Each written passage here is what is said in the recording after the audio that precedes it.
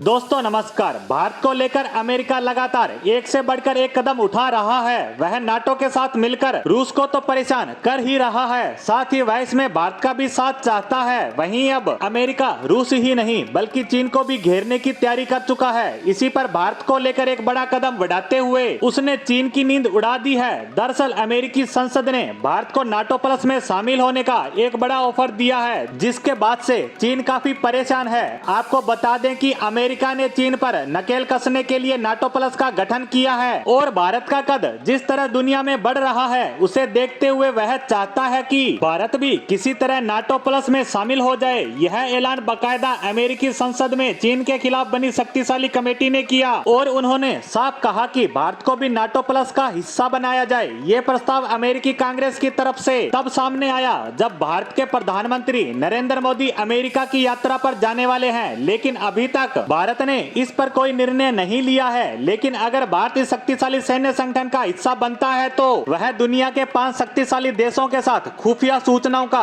आदान प्रदान कर सकेगा। अब पीएम मोदी की इस यात्रा से पहले अमेरिका का यह बड़ा खेल चीन को कांटे के रूप में चुभने वाला है और कहीं ना कहीं अमेरिका का यह प्रस्ताव भारत के साथ उसके मजबूत हो रहे संबंधों की ओर इशारा कर रहा है। इससे दोनों देश अत्याधुनिक सैन्य टेक्नोलॉजी को भी साझा कर सकेंगे। आपको बता दें कि अमेरिकी सरकार और चीनी कम्युनिस्ट पार्टी के बीच सामरिक प्रतिस्पर्धा के लिए बनी कमेटी केवल और केवल भारत को शामिल कर नाटो प्लस को मजबूत बनाने के साथ ही ताइवान की ताकत बढ़ाने के लिए एक नीति प्रस्ताव पारित भी कर चुकी है। इस समिति ने कहा है कि चीन की कम्युनिस्ट पार्टी के साथ सामरिक प्रतिस्पर्धा में आगे निकलने और ताइवान की सुरक्षा सुनिश्चित करने के लिए अमेरिका को हमारे मित्र देशों और भारत सहित सुरक्षा साझेदारों के साथ संबंध मजबूत करने की आवश्यकता है। नाटो में भारत को शामिल करने से हिंद प्रशांत क्षेत्र में सीपीसी की आक्रामकता को रोकने और वैश्विक सुरक्षा मजबूत करने में भारत और अमेरिका की नजदीकियां और साझेदारी बढ़ेगी। आपको ये जानकारी दे दें कि अभी नाटो प्लस में 5 सदस्य देश जिनमें न्यूजीलैंड, ऑस्ट्रेलिया, जापान, इजराइल और दक्षिणी कोरिया है। नाटो देशों के साथ मिलकर ये 5 सदस्य देश दुनिया की सुरक्षा में सहयोग कर रहे हैं। खैर अब दिख रहा है कि रूस पर जोरदार तरीके से कूटनीतिक चोट करने के बाद अमेरिका के नेतृत्व वाले सैन्य सहयोग संगठन नाटो ने चीन पर नकेल कसना शुरू कर दिया है, क्योंकि नाटो एशिया के अंदर जापान में अपना पहला ऑफिस खोलने जा रहा है, जो इंडो पैसिफिक में उसका पहला कदम होगा,